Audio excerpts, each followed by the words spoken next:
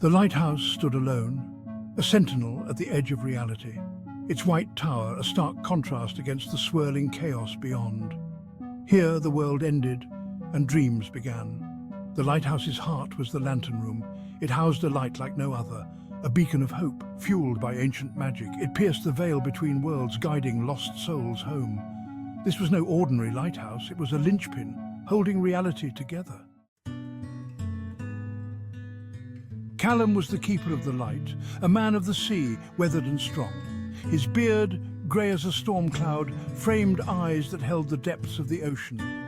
He lived a solitary life, the rhythmic crash of waves his only companion, the cries of gulls his only conversation. Callum didn't mind the solitude. He found solace in the rhythm of the sea, in the endless dance of the waves, in the quiet moments of reflection.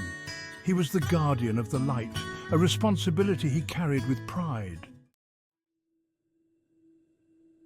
Every evening, as the sun dipped below the horizon, Callum would climb the winding stairs, each step a prayer, each creak of the old wood a familiar comfort. He would polish the lenses, ensuring their clarity. He would check the wicks, trimming them with meticulous care. And then, as the first stars emerged, he would light the lamp, the ancient magic responding to his touch. The light, a beacon in the encroaching gloom, it was a ritual repeated countless times, a testament to his dedication, to his purpose.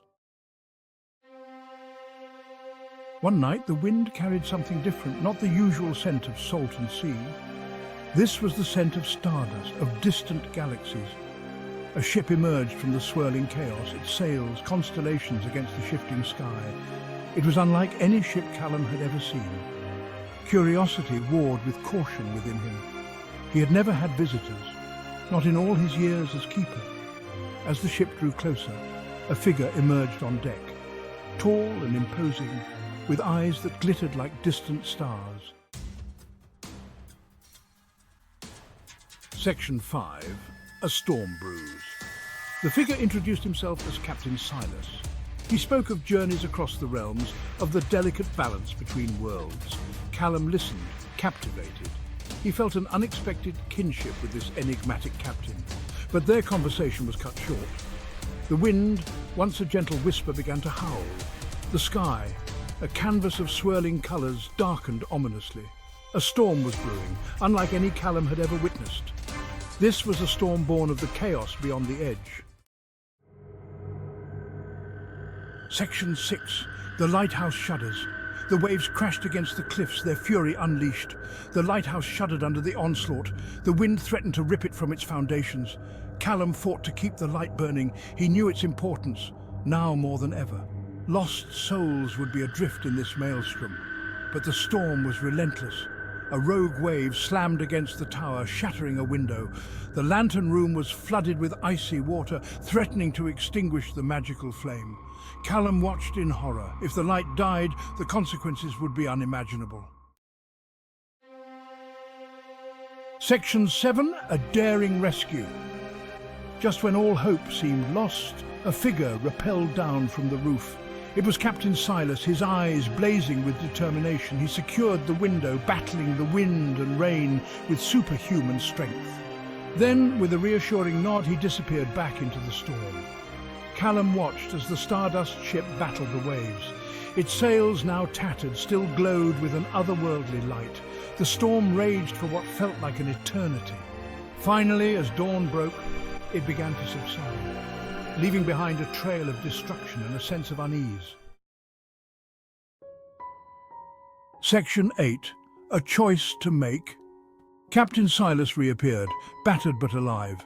He explained that the storm was a harbinger of things to come. The balance between worlds was shifting. He offered Callum a choice: stay and continue his duty, knowing the risks, or leave with him, explore the realms beyond the edge.